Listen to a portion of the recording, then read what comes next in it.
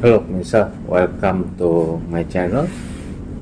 Pada kesempatan kali ini kita akan membahas tentang bagaimana nasib investasi Tesla di Indonesia.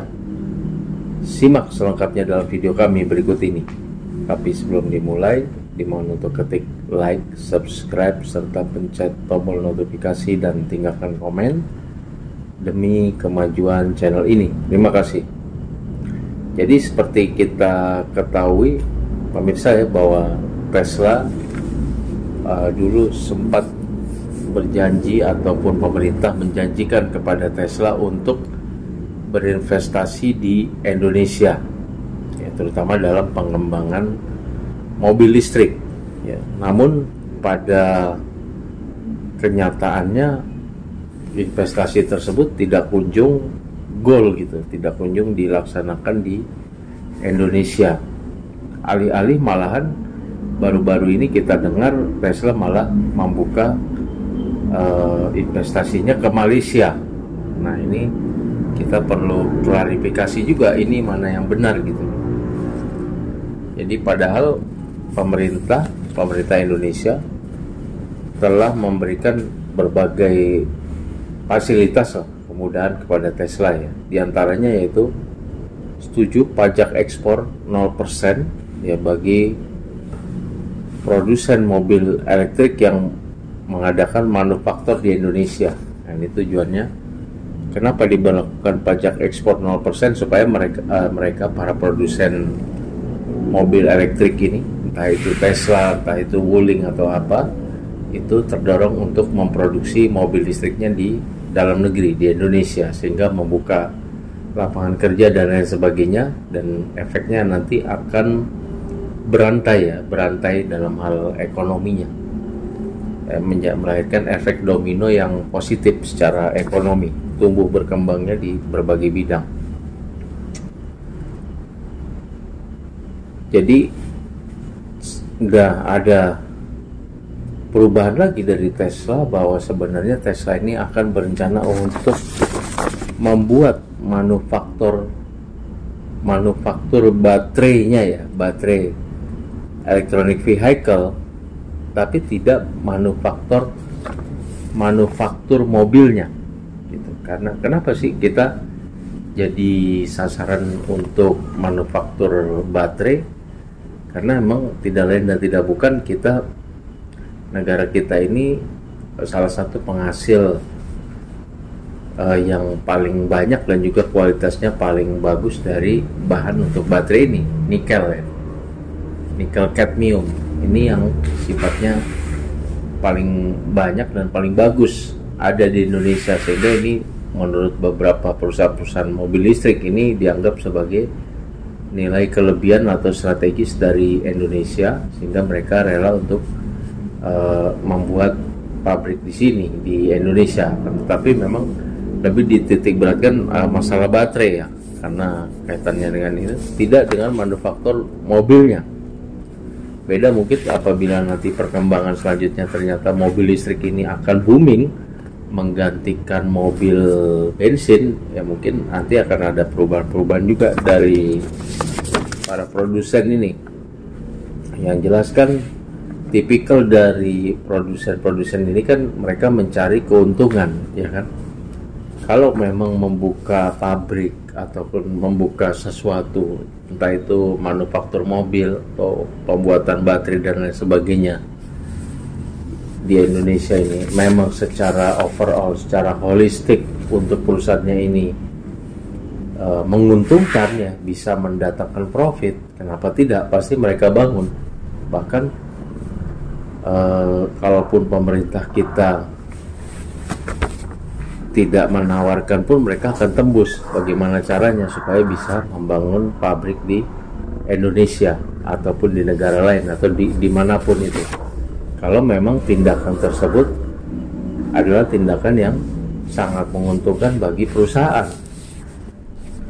Tapi yang tindakan yang kurang menguntungkan, apalagi tindakan tersebut malah berpotensi untuk rugi, ya jangankan dipersilahkan, mungkin sudah dikasih karpet merah pun dikasih berbagai fasilitas, tetap aja mereka juga tidak mau gambling atau mengambil risiko untuk bakar-bakar duit, untuk rugi ya, kalau hasilnya pun belum jelas.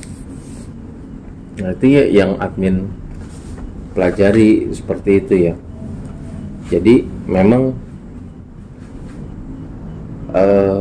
sepertinya Tesla belum berniat untuk berinvestasi di Indonesia. Keterangan kemarin dari Menko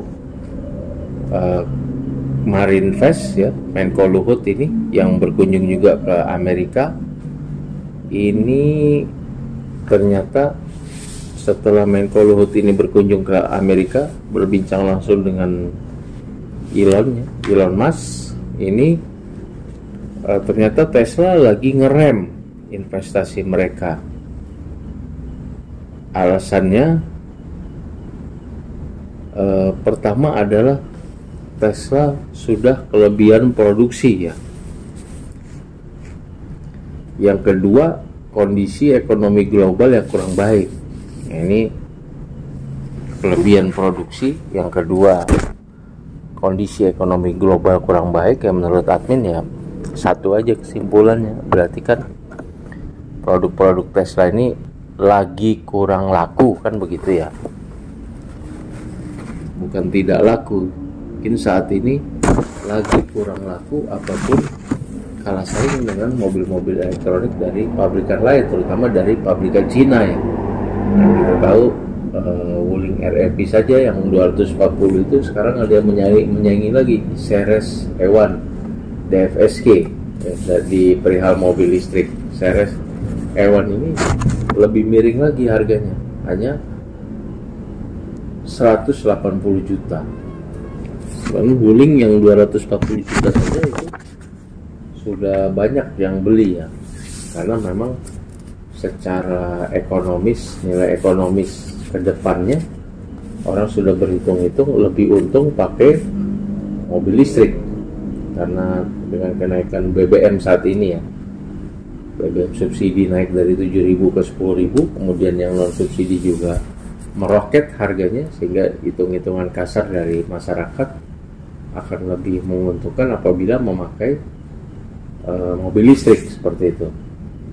Nah, ini Tesla kan produk Amerika, otomatis walaupun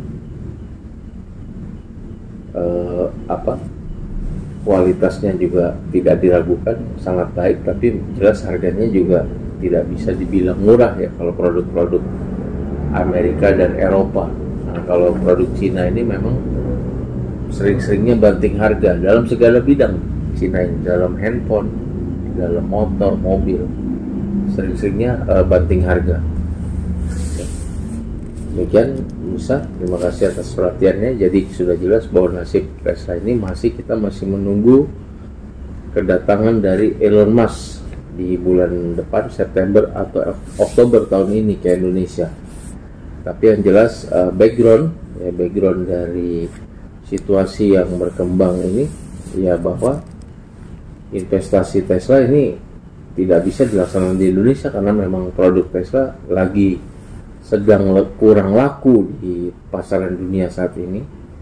Dan juga entah ini Tesla menyalahkan kondisi ekonomi global atau memang kondisi ekonomi globalnya sendiri memang kurang baik, sehingga produk-produk electric vehicle dari Tesla ini banyak yang belum terjual gitu.